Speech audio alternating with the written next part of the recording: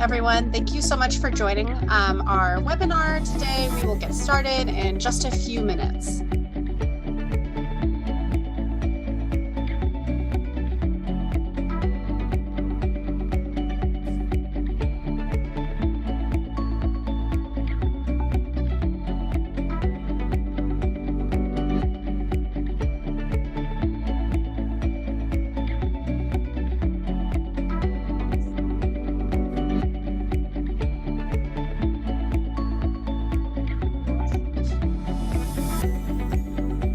Thank you so much for joining our webinar today. We will get started very shortly.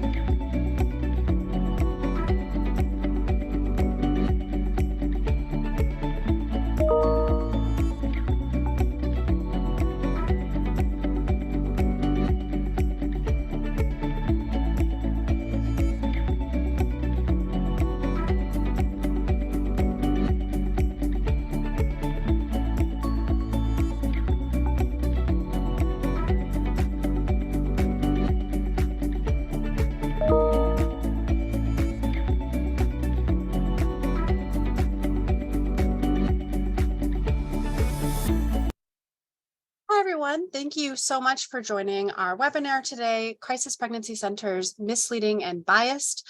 We are honored to have you on the call. This webinar is co-sponsored by the UCLA Law's Center on Reproductive Health, Law and Policy, and the Bixby Center on Population and Reproductive Health. Before we get started, I wanted to go over a few housekeeping items. So just so everyone is aware, this webinar is being recorded and will be made available at the end to all participants. Another thing is that the presenters today will take their time to go over their own presentations, and we'll leave about 10 minutes at the end for any questions from the audience. So if you have a question while the presenters are going through their own presentations, please go ahead and put those in the Q&A box, which you can find at the bottom of your screen. And like I said, add questions while our speakers are presenting. So without further ado, I am very excited to introduce our speakers for today. So we have Cathren Cohen, who's a staff attorney at UCLA Law, Center on Reproductive Health, Law and Policy, and at the Williams Institute. We also have Paula Tavrow, who's the director of the Bixby program in Population and Reproductive Health at the UCLA Fielding School of Public Health. Welcome. Thank you so much. And I'm going to share my screen. Do you see just the presentation? We see we don't see there now. We see the full presentation. Okay, perfect. Thank you so much. Thank you so much, everyone, for coming. Hi, my name is Cathren Cohen, and as Carly said, I'm a staff attorney at the Center on Reproductive Health, Law and Policy. Thanks for coming to our event on Crisis Pregnancy Centers, a part of UCLA Sex Week. I'm going to start with a little bit of background on crisis pregnancy centers before I pass it over to my colleague Paula. And I wanted to first emphasize this excellent report from the Alliance for State Advocates for Women's Rights and Gender Equality, the Design to Deceive report, which is the source of a lot of the information I'm going to be presenting today.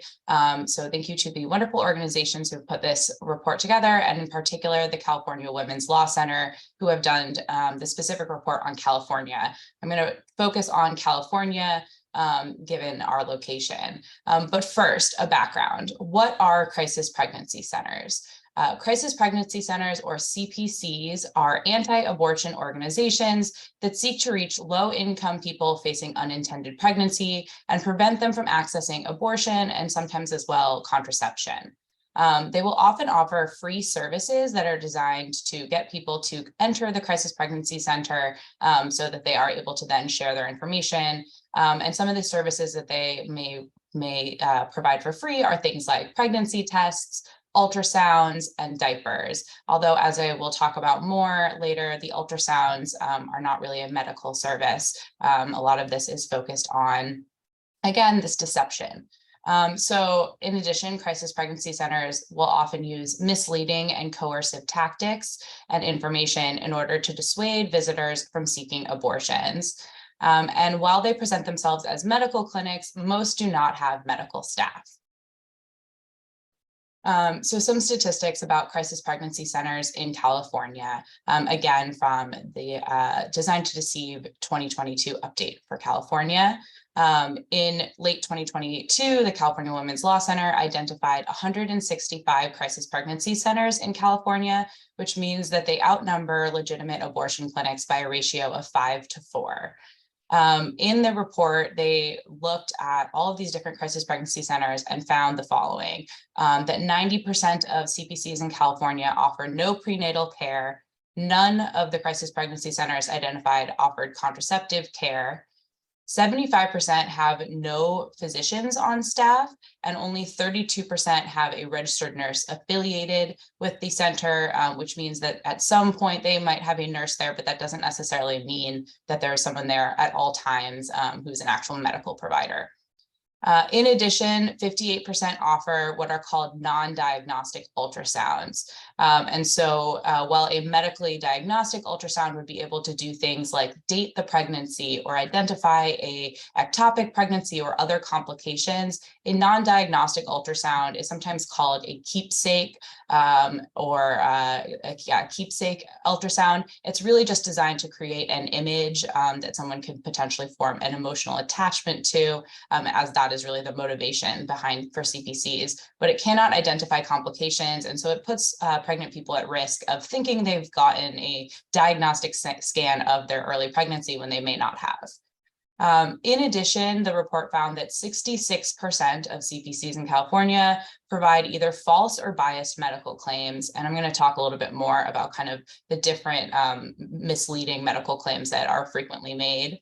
And then in addition, 37% promote what is called abortion pill reversal, which is an untested and unethical sort of pseudoscience, which is not based in medical evidence. The argument is that you can take a pill after taking the first abortion pill, and that can reverse the abortion pill. The experts do not support this. There is not strong medical research showing that it is possible to reverse an abortion pill.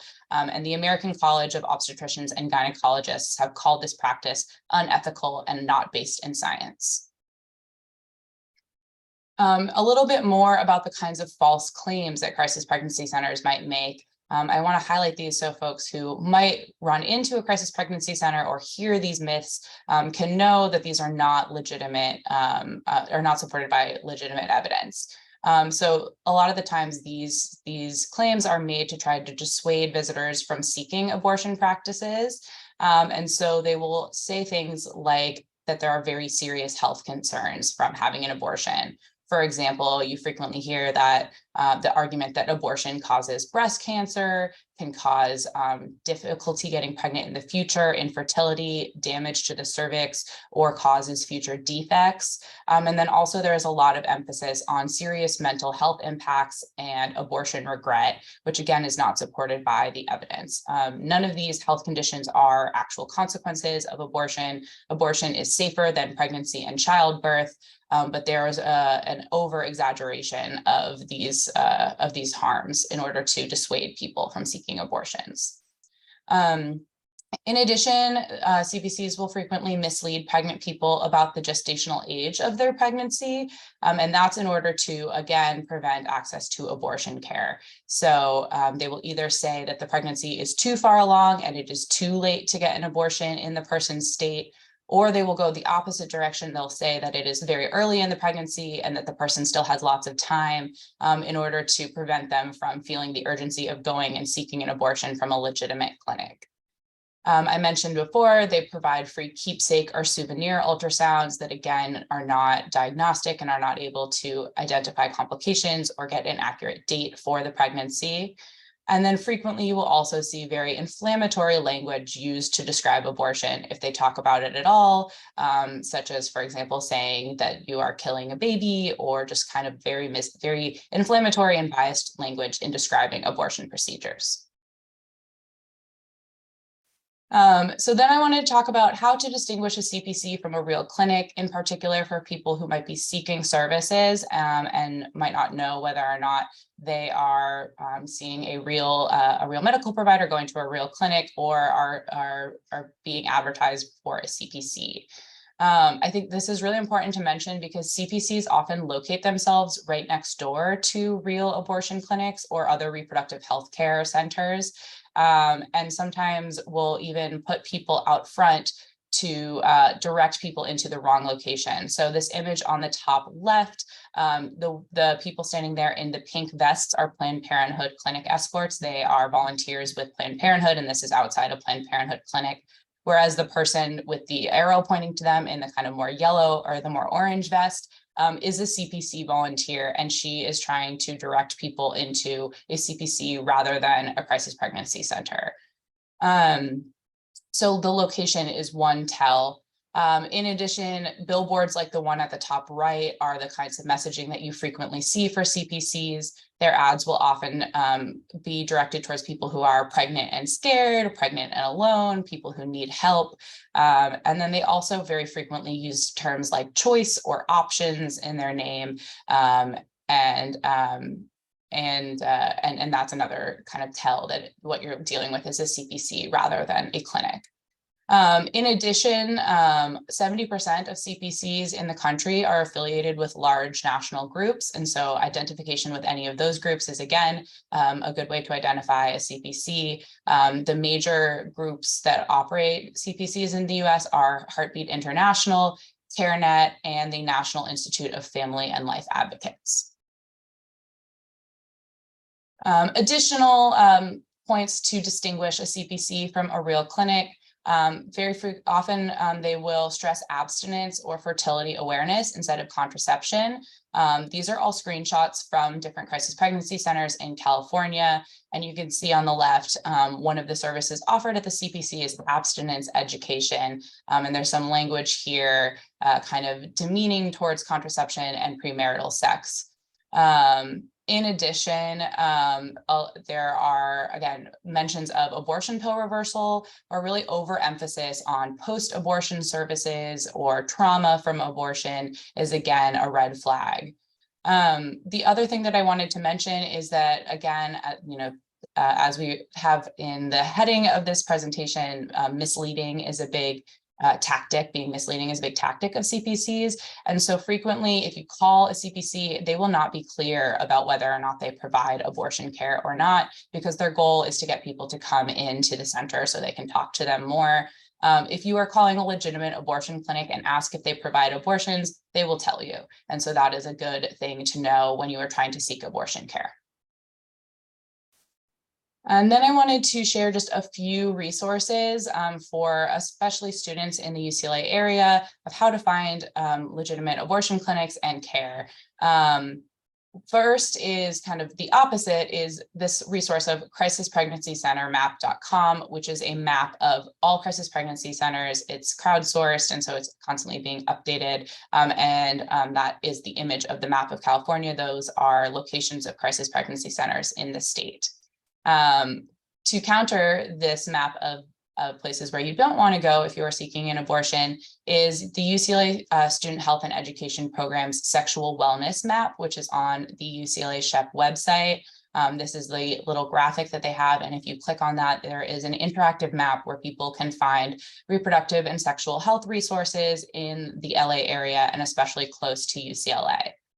In addition, a few resources, Planned Parenthood. Not all Planned Parenthoods provide abortion care, but if you call a Planned Parenthood or go there for other sexual reproductive health care, they will be able to refer you to a legitimate abortion clinic if they do not provide that care. And in addition, there are online resources both to find in-clinic and telehealth abortions, including abortionfinder.org, ineedanaid.org, and Plan C Pills. And then I wanted to just end with a little bit of information about advocacy that is being done to expose crisis pregnancy centers and kind of raise awareness. One is the website and effort of #ExposeFakeClinics, which is operated and run with a bunch of different reproductive justice and reproductive rights organizations. They have a whole list of advocacy and opportunities on their websites, and also just materials in order to talk to other people about crisis pregnancy centers and share the kinds of information that we provided today.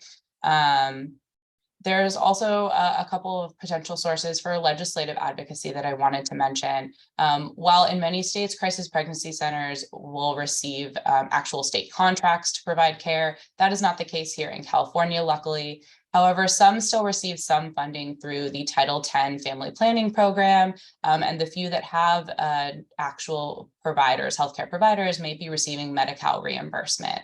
So that is a potential source to fight back. In addition, wanted to mention AB 315, which is a piece of legislation here in California this year, which would prohibit anyone doing business in the state to advertise with false or misleading information related to the provision of abortion or the fact that they do not provide abortion. This bill, I believe, went through the Appropriations Committee this morning. It is currently working its way through the state legislature. And so calling your representatives to support this legislation is one thing that folks can do if they want to do advocacy against crisis pregnancy centers. And now I'm going to pass it to Paula.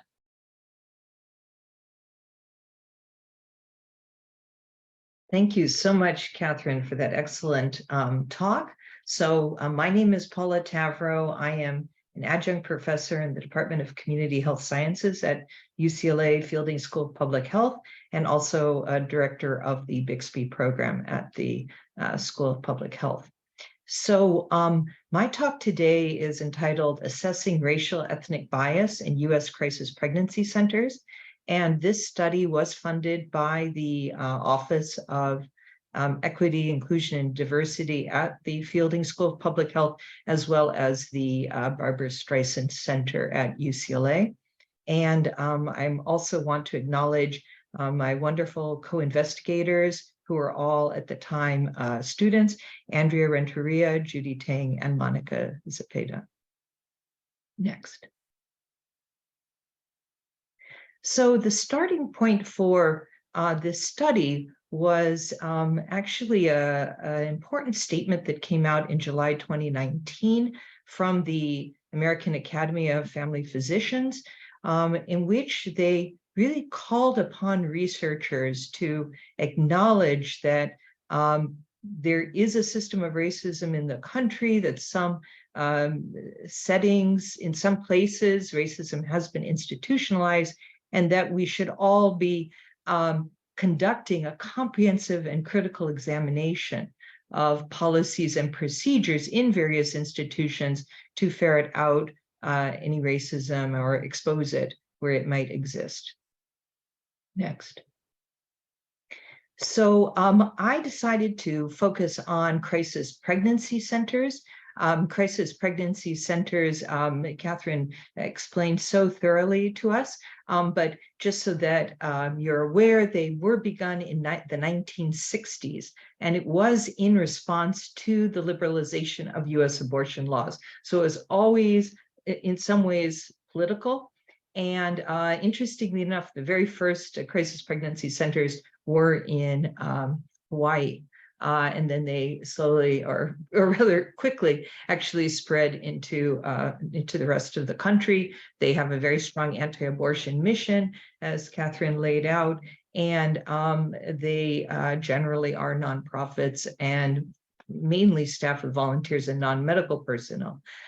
So these are some examples. I think that what really stands out often is when they offer something free, like a free pregnancy test, or free counseling, or whatever it may be. That to me is often a red flag.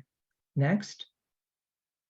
So in California, as Catherine said, there's about 156, but across the entire country, there's actually, if you can believe it, 2,555 that have been identified by a group that has created this map. And I believe right now it's estimated there are about 760 abortion clinics in the country. So you can see how, I mean, if it's 5 to 4 in California, they far outweigh that in other parts of the country. Next. So here is an example of a website, and you can see this is just, nearby East Los Angeles, but you can just see just how deceptive, as Catherine was pointing out, they are, helping those in need.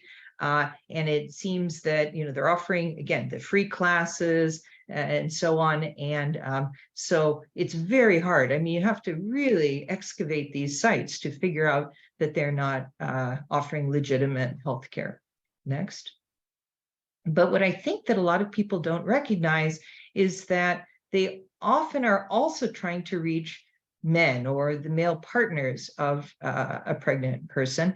And so this is just an example. So sometimes they have a full, like men's corner for men. Sometimes it's just some testimonials or other things, but they are definitely trying to reach men. And in a companion study, we found that well over half, more like 2/3, actually have specific content for men. Next. So our study was to try to understand, how do crisis pregnancy centers treat men? Because all the prior research had focused on women. So we were interested, since they say that, they're trying to do outreach to men or offer services to men, what do they do? And we also wanted to understand if there were any racial ethnic differences or any racism that we could identify. Next. So our design was that we trained 7 male mystery callers from 3 ethnicities. That we had 2 white men, 2 Latinos, and 3 African American men. Our intent was initially to have 2 African Americans, but one had to leave the project because he got a full-time job. So then we took on a 3rd. We were in 8 states, 2 per time zone. We chose not to do research in the South or in Texas. In Texas, because it was a little fraught. This was prior to the Dobbs decision. In the South, because we didn't want our men to try to put on a Southern accent or something like that. So you'll see in just a moment, but we picked 8 states, of which California is one of them.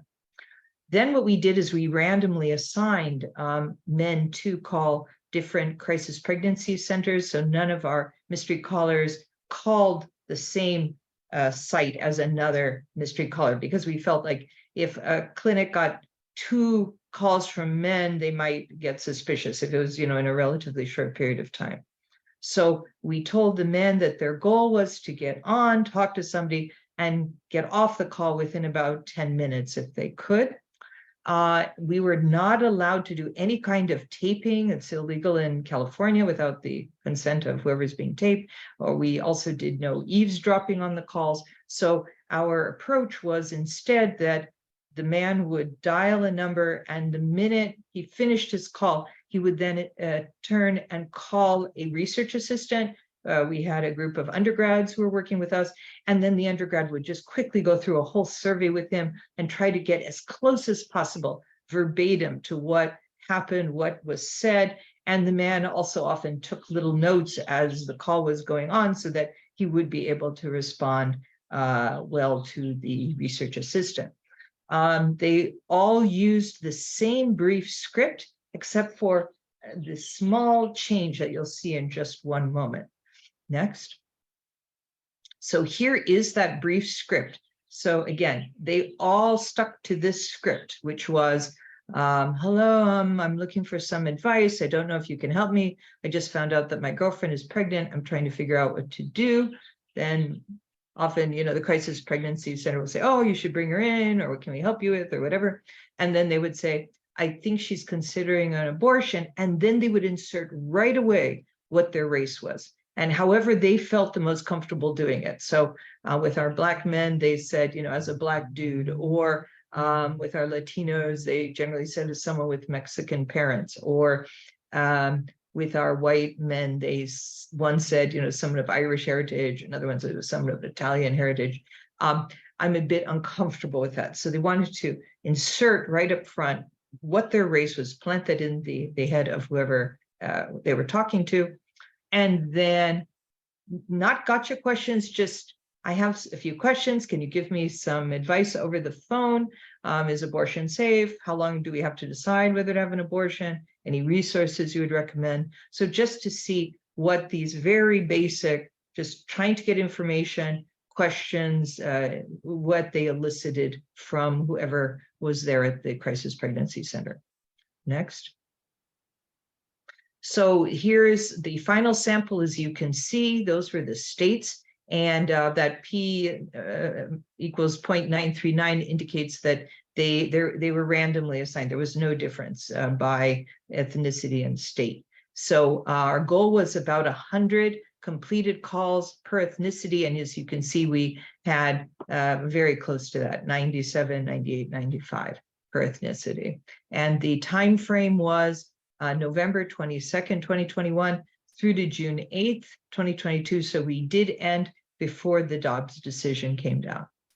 Next. So when it came to how many minutes per call, our men were able to keep to our goal of about 10. And as you can see, there was no difference by ethnicity. In general, they were on the call about 11 minutes.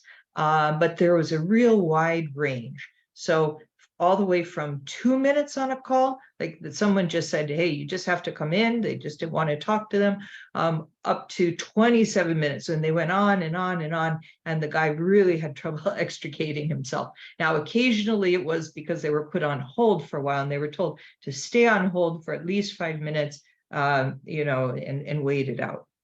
Next. So again, there is no difference by ethnicity about how many people they talked to. Generally, they did just talk to one person, about 72%. But sometimes they talked to two people, and again, then they just returned to their script again. And then, or very rarely, they actually talked to three people.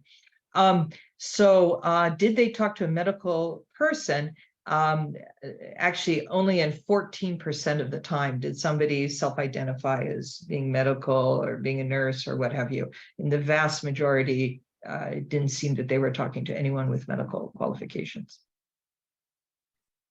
Now we turn to where we did start to see some real differences by ethnicity. So first, we were wondering, did they take an interest in this man and or his partner? So each man had to come up with a little backstory about, if it was asked, his age or her age or gestational or pregnancy test and so on. And we tried to keep those as identical as we could. And if they would ask the race of your partner, it'd always be the same race as yours, but nobody did ask that. So this is where we start to see, as I mentioned, the differences. So how many questions were asked to understand this man or his situation?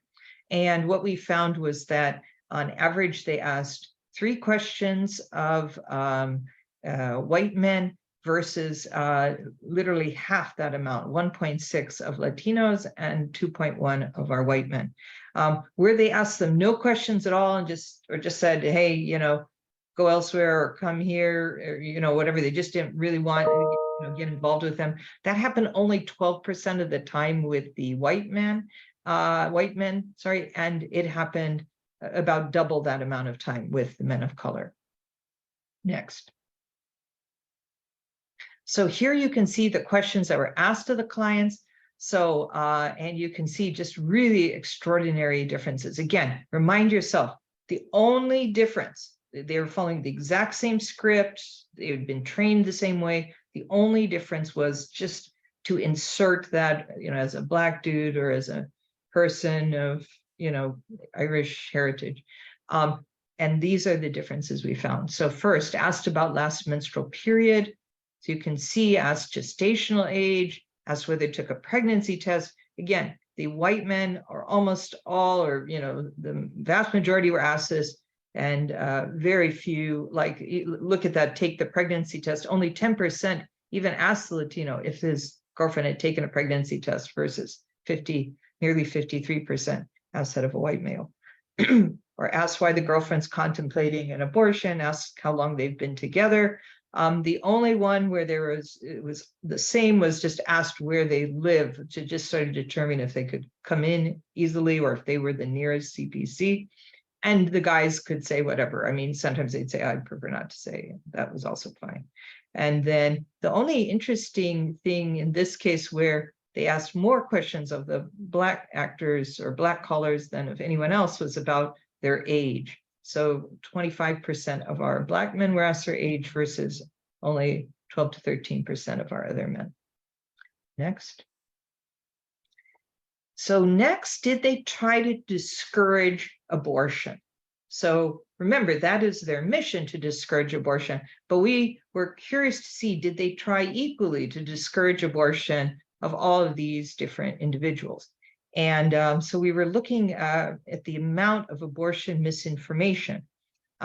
So as you can see, with white men, it was nearly 5 different things they claimed, consequences of abortion or the procedure, etc. Whereas only 2 items were mentioned on average for a Latino, and about 2.8 for the Black callers. They also, as I mentioned, they try to scribble down what was said because they know they're just about to have to debrief. And in about a third of the cases, the white men wrote, it's just like they kept trying to scribble everything down. They couldn't get it all. So, 35%. This happened only 9% of the time for our Latinos and no percent of the time for our Black men. Next. So here's an example of this misinformation told to a male caller. This is told to a white mystery caller in Arizona. Abortions do harm. Your girlfriend can actually die during the procedure. Heavy bleeding is normal, but hemorrhage can happen. She can have an embolism. The surgical procedure can puncture her, damaging organs. Fetal parts can be left inside and an infection can happen. She could have an allergic reaction. She can't have future babies if the organs are damaged. There's a 7-fold risk of suicide after abortion. There's a syndrome called post-abortion syndrome, and sometimes there are anxieties, flashbacks, and intense anger. It makes women more promiscuous. It can cause women to neglect the current children they have.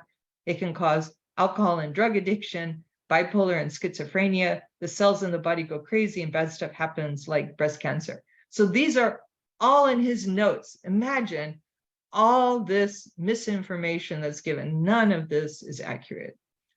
Next. So this is told to a Latino caller, and you can sort of see that, the difference here. Women face PTSD after getting their abortion. They really regret it. There is research that shows an abortion can lead to breast cancer. When a woman is pregnant, their bodies are getting ready to give birth, so their mammaries are changing. When you cut the mutation off in the middle of that process, the body freaks out. The physiological changes mutate the changes to become cancer cells. If the woman takes an abortion pill, but the baby hasn't been attached or there wasn't a baby there in the first place, it could cause damage to the uterus or could be fatal. So again, lots of misinformation, as you can see, but there's just sort of a difference of intensity and the amount of misinformation. And in some cases, no misinformation was given at all. Next. So if you look, for instance, at this table, that did they discuss 1 or more abortion risks? And again, these are not true risks, but did they try in some way to discourage abortion? And what was really intriguing here is you can see 28% of the Latinos, they did not try to discourage abortion at all. So that was quite surprising to us, highly significant.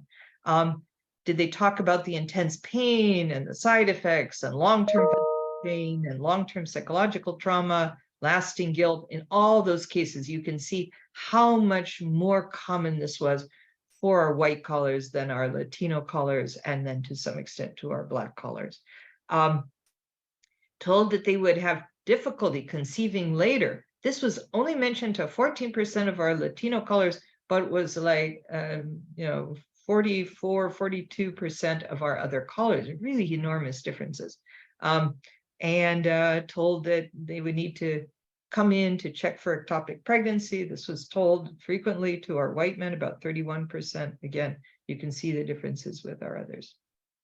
Next. So we also, remember we had that question, like, how long do we have to decide about abortion? And here we did see a difference about, did they give accurate information? So by accurate information, remember, this is pre-Dobbs. So we were looking for them to say, well, you really should try to make that decision in the first trimester, or you should make it as soon as possible. And that correct information was given to Black men 31% of the time, to white men only 14% of the time, and then Latinos 19%.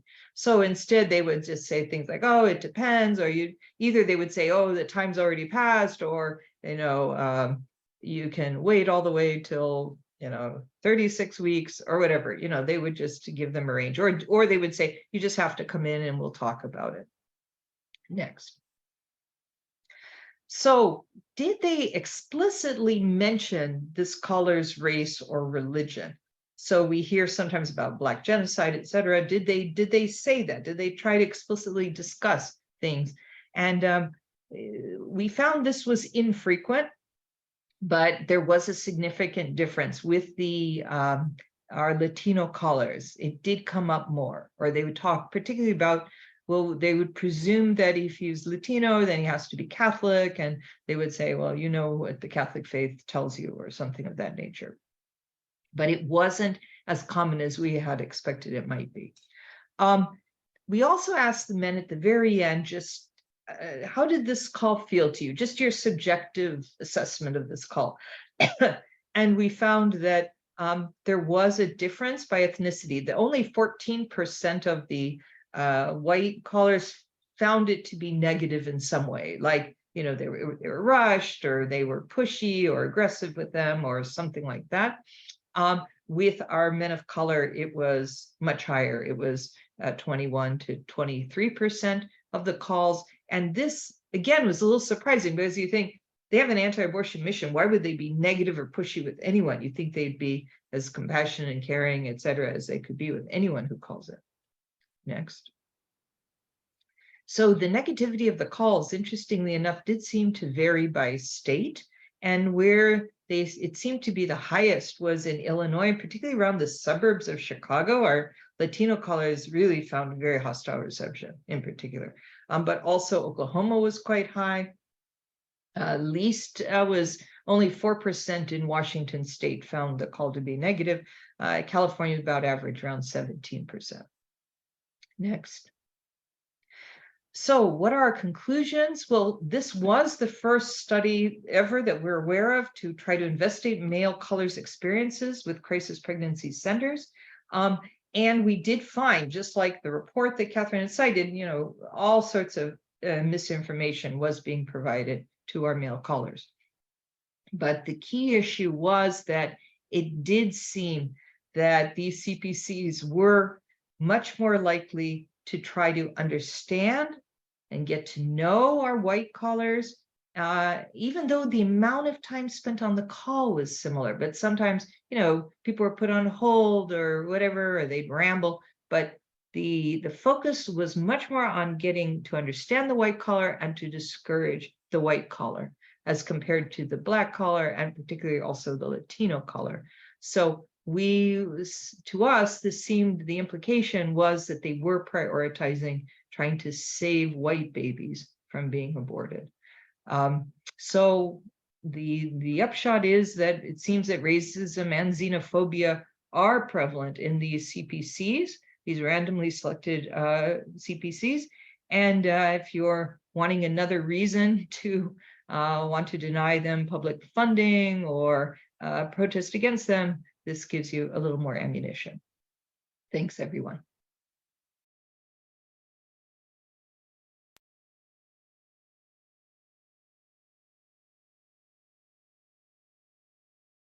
Great, thank you. And we had a couple of questions that came in about your study, Paula, while you were speaking. The first is the study published? I believe it's not published yet. Is that correct? No, this is still raw data, and we are working on publications right now. Okay, great.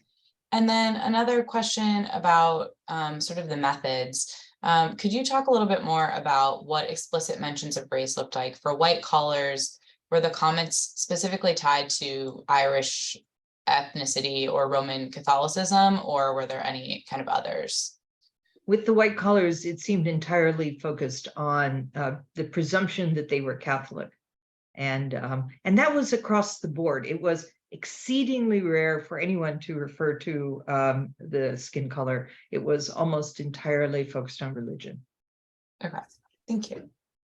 I also wanted to clarify something that I said that folks in the question and answer box corrected me on. So thank you to the folks from Essential Access Health who are on the call. While during the Trump administration, there were CPCs in California who received Title X funding. Currently, Essential Access Health is the sole Title X grantee for the state of California. And so at least in California, no Title X funding is going to CPCs anymore. So thank you. And if we have any other questions, please put them in the box. Though we should mention that in other states, there's quite a lot of funding that's going to them, partly through the sales of certain types of license plates. There's also on some states that if an underage, in other words, under 18 girl tries to seek an abortion through a judicial bypass because she can't get parental consent. So these are in states that require parental consent. The judges will often refer them first to a crisis pregnancy center before they will even discuss further whether they will grant them an abortion. So they unfortunately play a pretty large role in some places. Yeah, definitely very important to mention. Another question that came in that I'm curious if you know, Paula, is are all CPCs all owned by white/European people or people of European ethnicity? I don't know that they're all, many of them are religiously affiliated.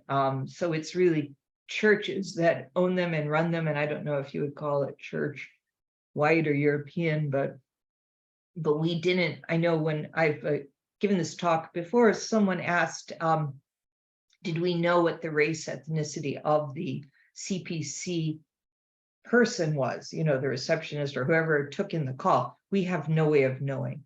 We presume they were of various ethnicities, but we certainly didn't ask, and our callers, we didn't ask them to estimate or try to guess either.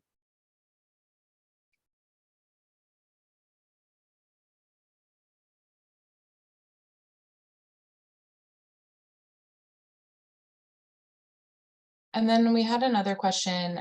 Do you know off the top of your head which states fund CPC with Title X funds? I don't off the top of my head. I would direct folks again to the Design to Deceive report, which is focused on not all 50 states, but has additional states besides California.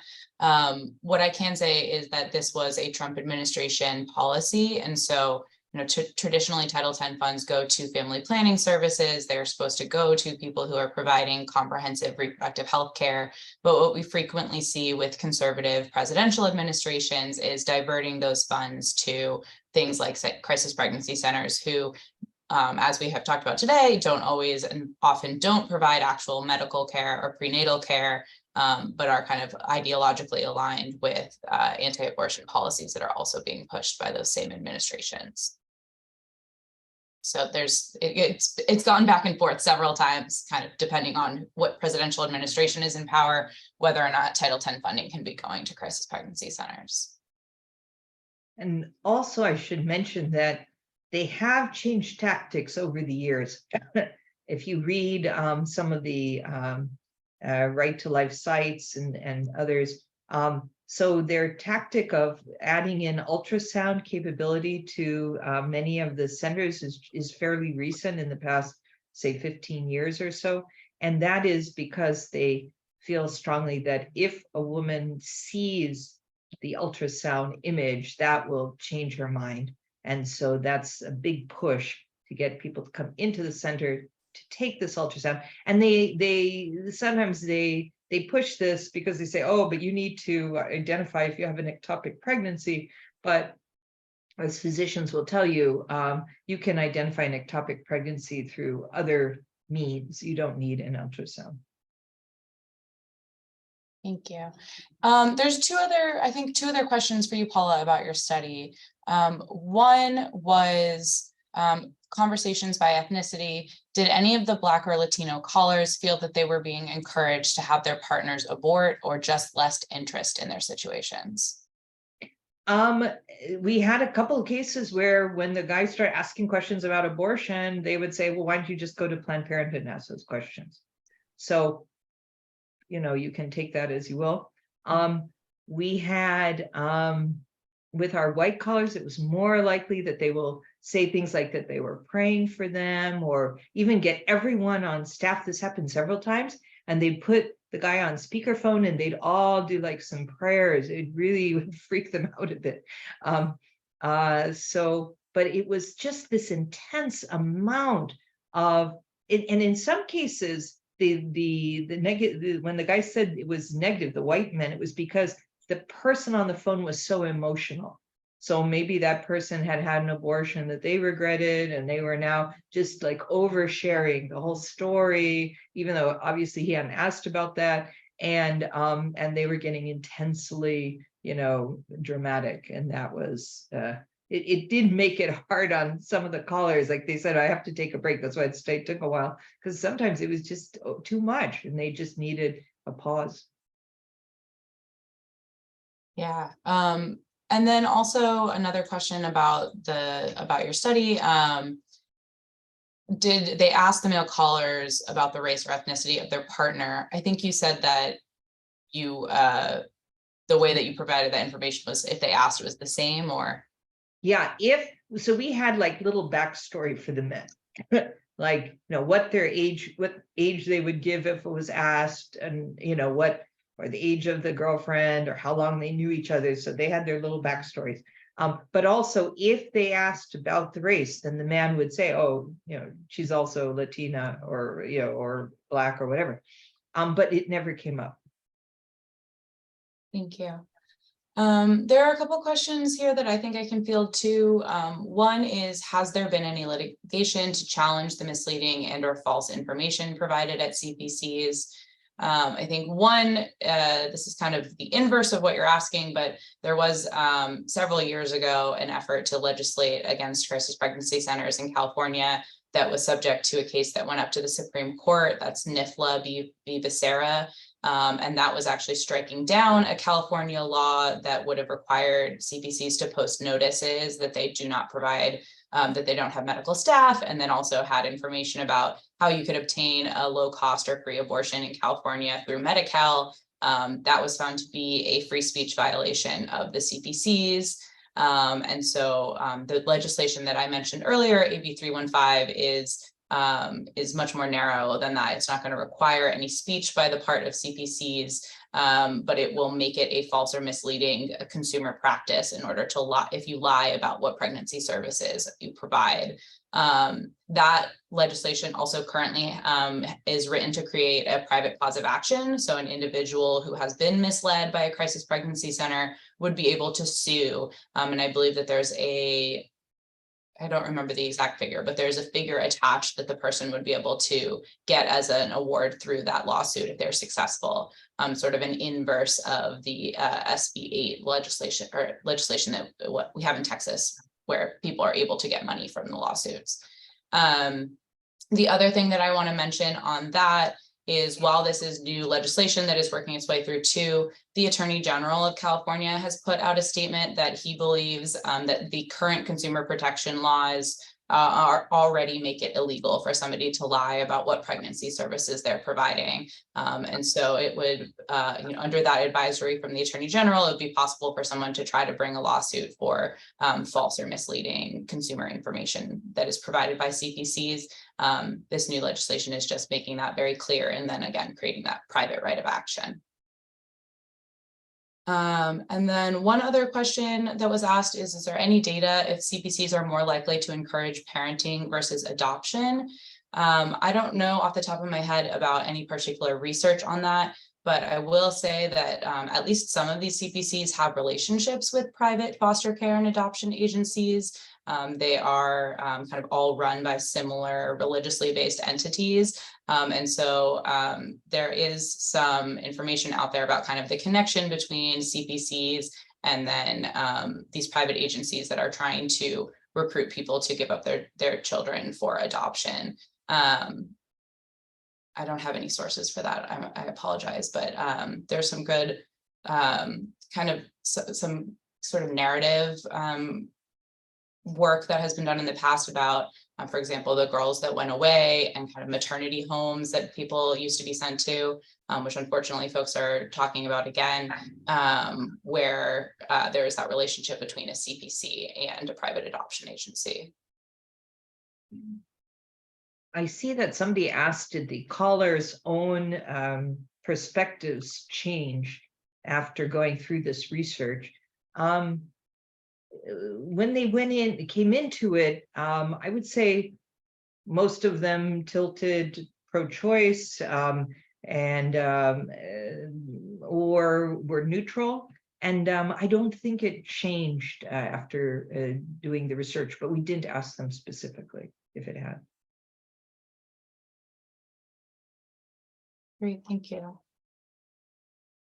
Well, we are right at 12:50, so I think we will wrap up. There was one final request in the chat for contact information, so I will put my contact information in the chat. But thank you all so much.